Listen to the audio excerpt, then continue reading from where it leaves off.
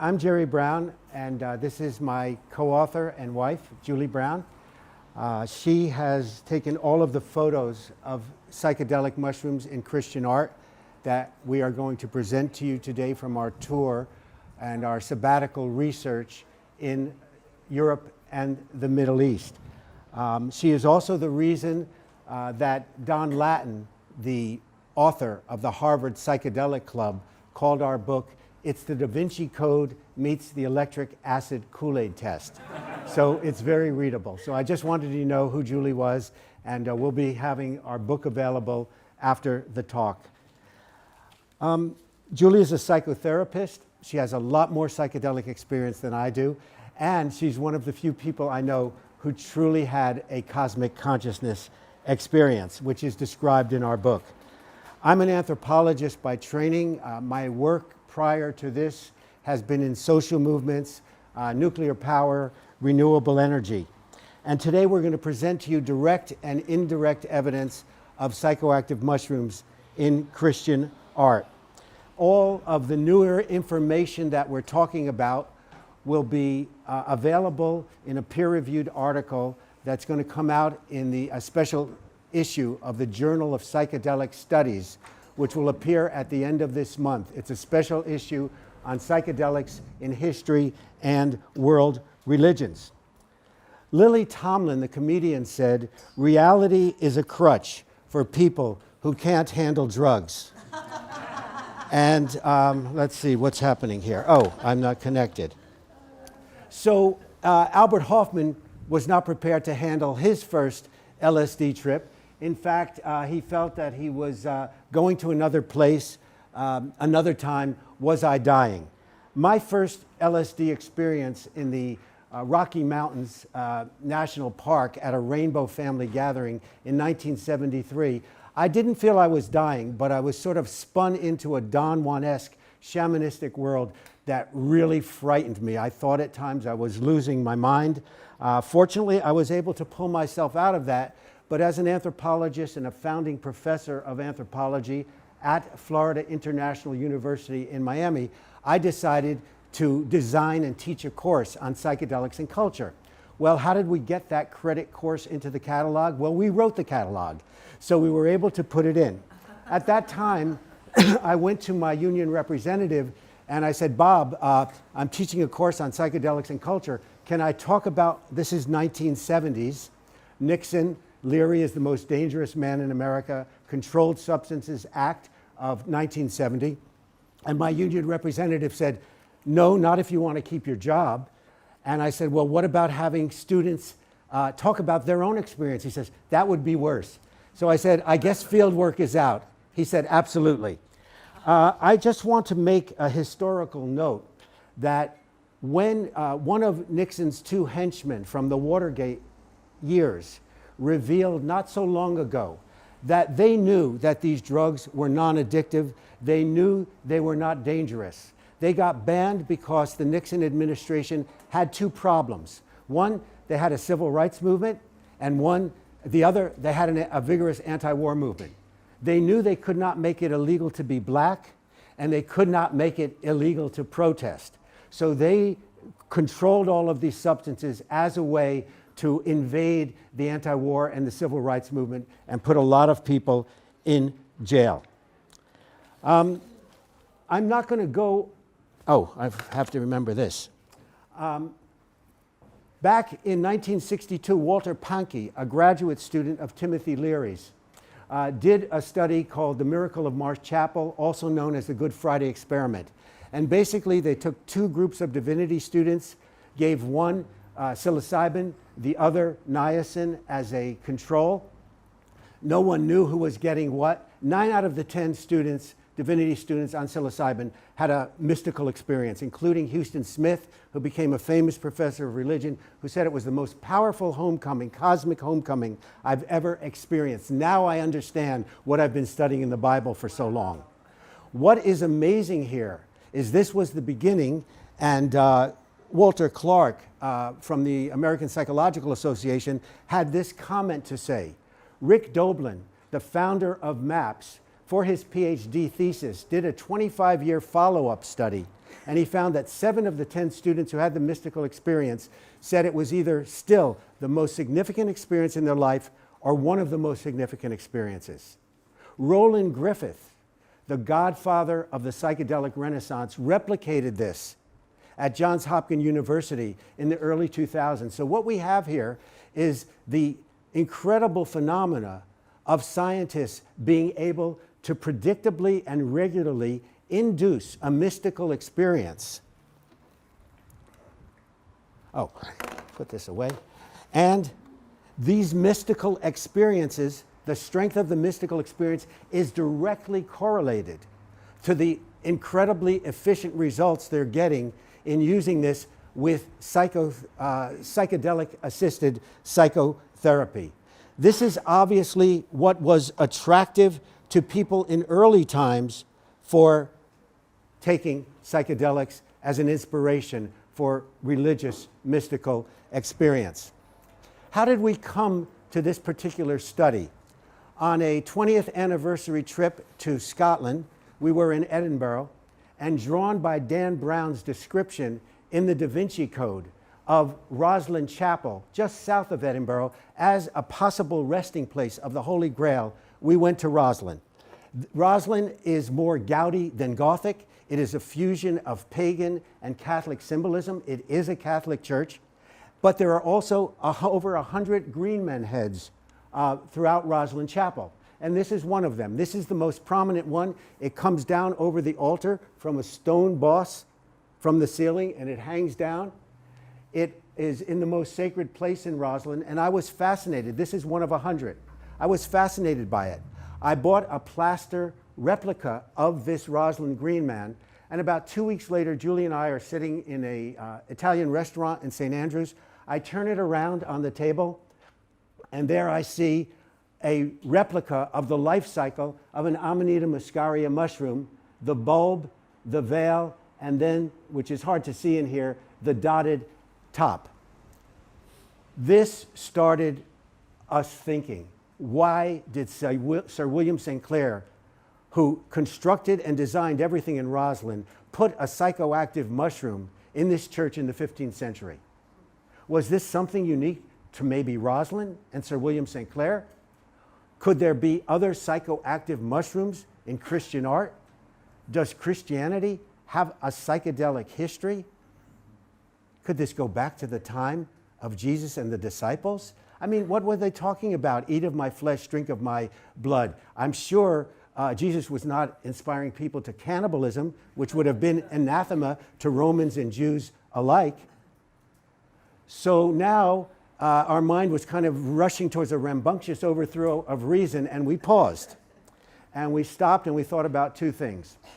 Carl Sagan's principle, extraordinary claims require extraordinary evidence. If we're going to go out and develop a hypothesis about psychoactive mushrooms in Christian art, we better have extraordinary, compelling evidence. I also thought about my favorite professor of anthropology, symbolic anthropology at Cornell University, Victor Turner, who hailed from Manchester, England, who always said, good theory comes from good fieldwork. Go out and gather the data. And after going back and forth in 2012, this is what we did. We traveled to Scotland, to England, to Canterbury, to France, to Chartres, to the center of France, to small chapels, abbeys, and churches. We went into the mid-Pyrenees. We went to Hildesheim in Germany, to St. Michael's Church. We went to the Basilica of Aquileia in the northwest, in the northeast of Italy, where we found evidence of psychoactive mushrooms from 300 AD. There's no Christian art, there's no datable Christian art before 200 AD because of persecution, poverty, etc. We went to the Vatican museums, no examples of psychoactive mushrooms in Christian art, but they start in the 1400s. We went to Eleusis in Greece, and then we went to Turkey, to Cappadocia, to the open-air cave churches, and also to the El Hara Valley, where Christians fled from Roman persecution as early as the 1st century. Starting here in the center of France, in a small chapel, chapel of Plain Corault in France. This is a fresco. It's from 1291. And how many of you have heard of R. Gordon Wasson? John Marco Allegro. So this became the epicenter of an epic battle about the future of the study of psychedelics in Christianity between John Marco Allegro, who wrote The Sacred Mushrooms and the Cross that appeared in 1970, who said that Christianity evolved out of a mushroom cult, and R. Gordon Wasson, a former J.P. Morgan banker, who became the founder of modern ethnomycology, who said, no, evidence of psychoactive mushrooms in the Near East ends 1000 BC. But Wasson had to deal with this fly agaric in the ointment. This is from 1291. And as you can see, that looks a lot like an Amanita muscaria mushroom. It's red. This is an original photograph. We have not altered it. We enhanced it to bring out the color and the contrast. And Wasson famously quoted a letter from Erwin Panofsky, seen as the most influential art historian in the 20th century. He said, no, no, no, that's a stylized Italian pine tree. What Wasson never revealed, and what Julie and I found in the Wasson archives at the Harvard University Herbarium, where all of Wasson's papers and articles and artifacts and letters with Robert Graves are, was a second letter from Panofsky where he said, well, maybe it could be a mushroom if some ignorant craftsman actually misunderstood and painted a mushroom there. Wasson prevailed, and he did incredible studies. He's the one who identified the Amanita muscaria as the soma of the Hindu Rig Veda, and the urine drinking of the Siberian reindeer herders was a key part of that for the biochemistry of ibotenic acid and muscimol in Amanita muscaria. He wrote with Albert Hoffman about the ergot that is at the base of the Kikion in the Eleusinian mysteries, which were practiced for 2,000 years.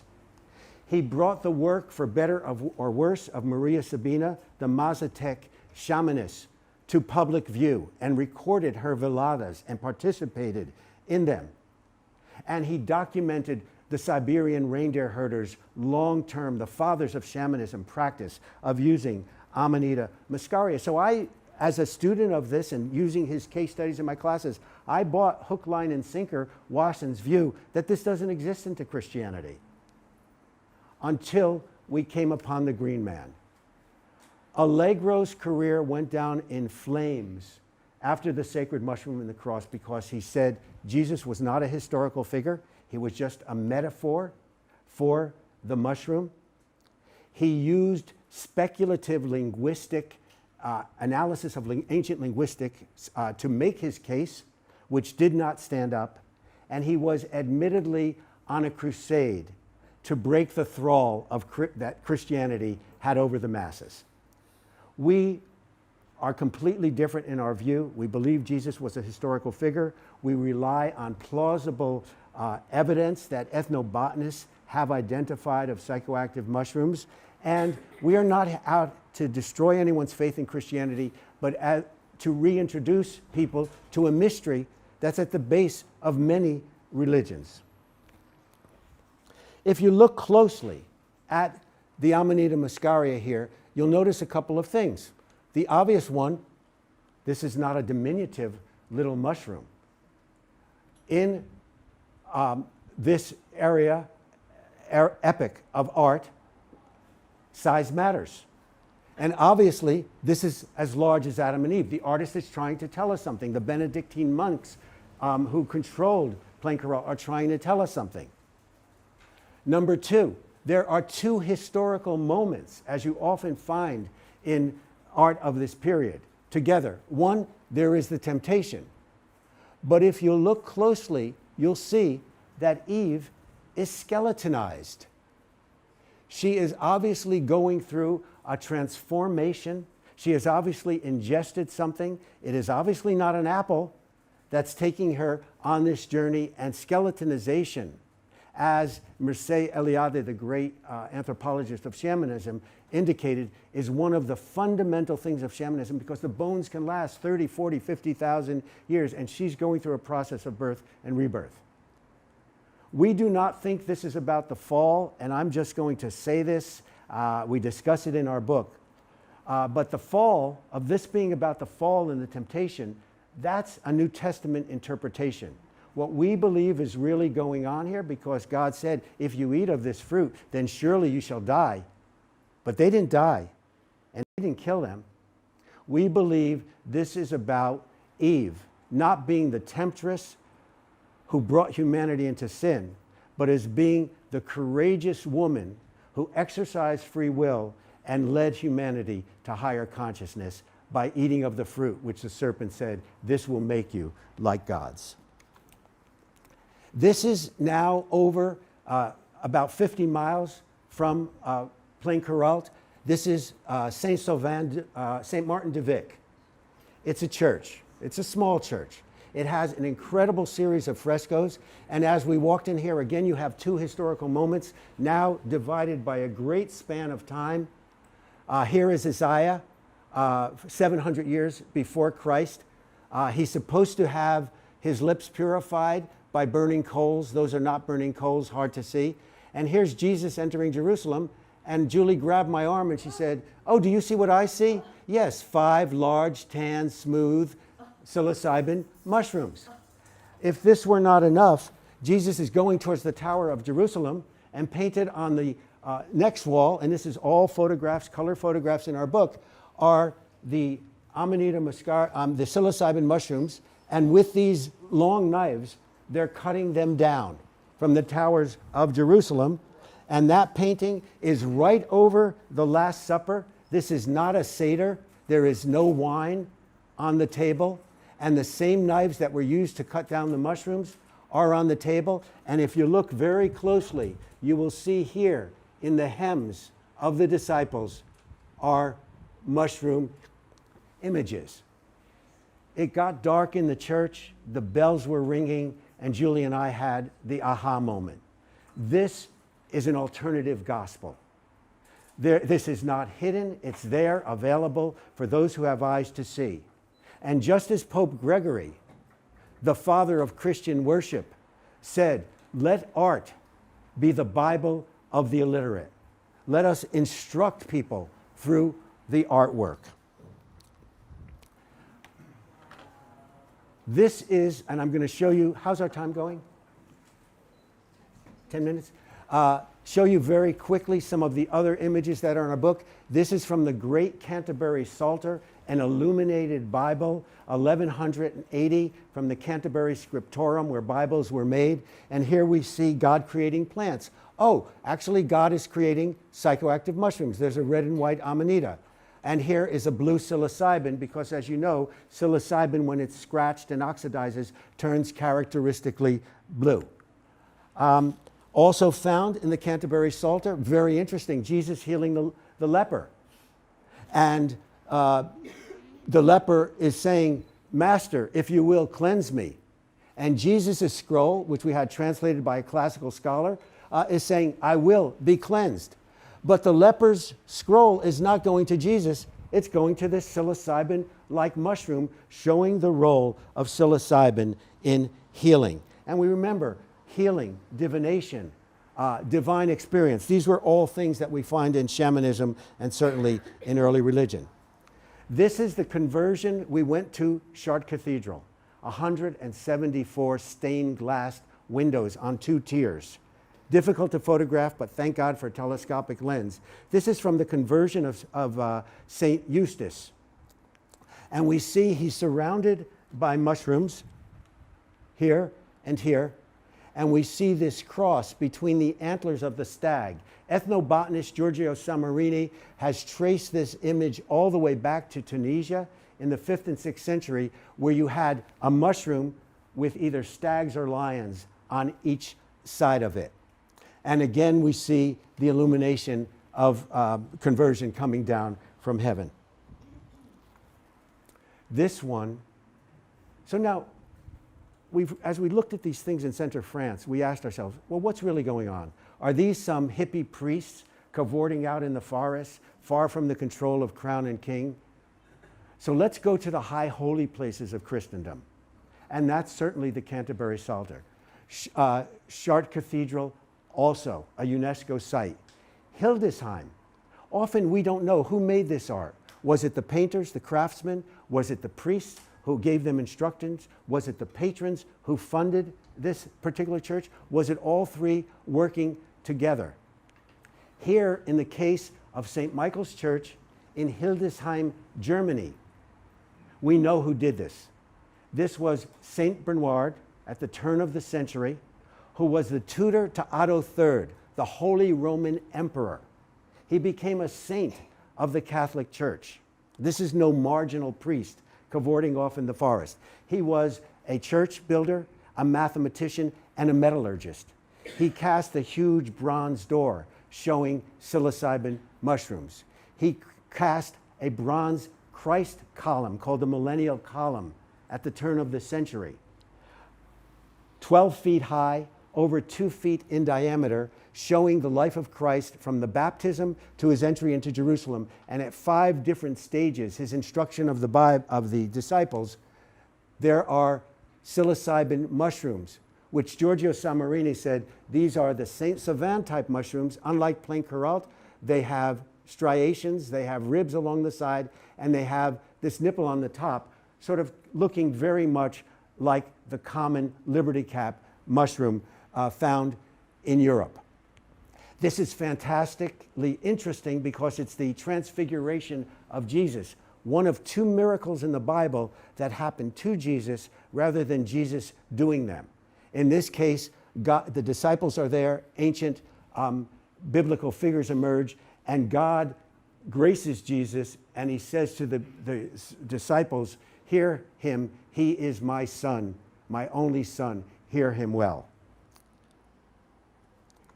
200 years later, the descendants of St. Bernard, after he was canonized, created a Jesse tree, 90-foot-long ceiling drawing, indicating the evolution from the Garden of Eden all the way up to Christ as the new Adam and Eve. And we start out with a rondelette of an Amanita cap, described as golden apples. And you can see here that Eve is holding an Adam. This is not just a pattern. Adam is holding one of the apples here. This is not, we believe in the long term, incompatible with Christianity. We quote in our book Brother David Stendhal-Rast of the Order of St. Benedict, who says the following: if we can encounter God through a sunrise seen from a mountaintop, why not through a mushroom prayerfully ingested? These are all God's creations, and we see with Santo Daime and the UDV in ayahuasca in Brazil, which has been endorsed by the Brazilian Council of Bishops, that psychoactive substances can obviously be compatible with Christian worship. In our book, we deal with several critiques: the ignorance of art historians who wouldn't know a mushroom if they saw one. And yesterday in his presentation, Giorgio Samarini showed why the archaeologists could not see the psychoactive substances hundreds and thousands of years ago, and why it takes ethnobotanists to see it. We have to be wary of the over-enthusiasm of ardent advocates like Jan Irwin and John Rush, who see mushrooms everywhere. That is a danger in this field. And the oversimplification of some medieval historians who can't see a mushroom anywhere. Lastly, we see that there is the beginning of an opening, thanks to Michael Pollan's book, with conservative Catholics who are saying, look, it's time we had a new conversation in psychedelics. Psychedelics heal people. We are for that.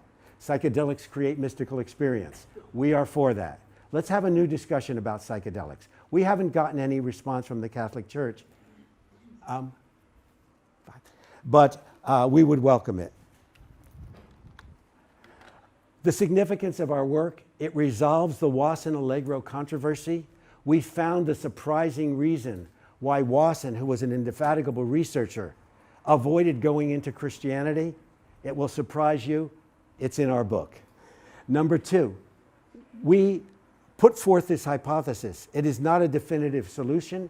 It is a controversial hypothesis, and therefore we have called for the formation of an interdisciplinary committee on the psychedelic gospels to independently review, evaluate, look at these images, look for presence of psychoactive mushrooms in religious texts back from this period. We think this is another contribution to the role of psychedelics in world religions.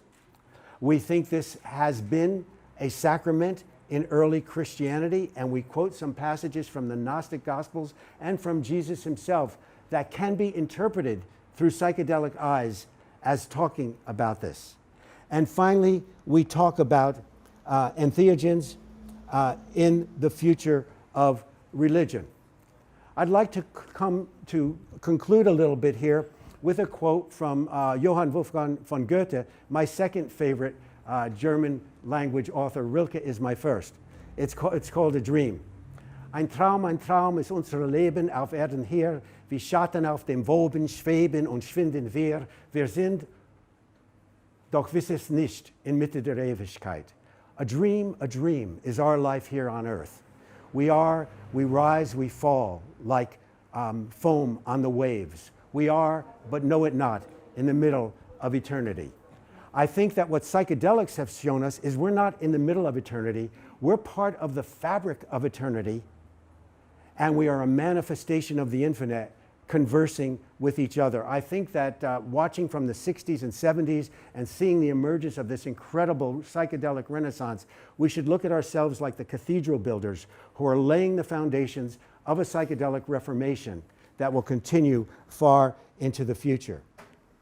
Julie and I live in Portugal now. We are available to speak on these topics, either in person or remotely, Zoom and Skype. We'd be happy to do that. And here is where you can contact us, my email address, and Psychedelic Gospels. We're also on Facebook, Psychedelic Gospels, and we'll also have books available right outside after the presentation. Is that timing good? Oh, so we have 2 more minutes? Yes. So what I want to say also, coming back here, we talk about the Psychedelic Gospels as one of our topics. We talk about psychedelics for passion and purpose, how psychedelics helped us find passionate work in our life, how psychedelics helped us choose love over fear, me particularly, in getting together in our relationship, and how psychedelics helped me when I went into a deep depression, ayahuasca particularly, come out of that depression. The psychedelic renaissance and the decriminalization movement in the United States is a very powerful movement. We have the ability that I don't think you have in Europe to have local, city, and state initiatives towards decriminalization. It is a model that is working, and one of the people from Denver Decrim is here, and I hope you get a chance to talk to him. And we also talk about entheogens in the future of religion. Thank you very much. We'll be out in the hall.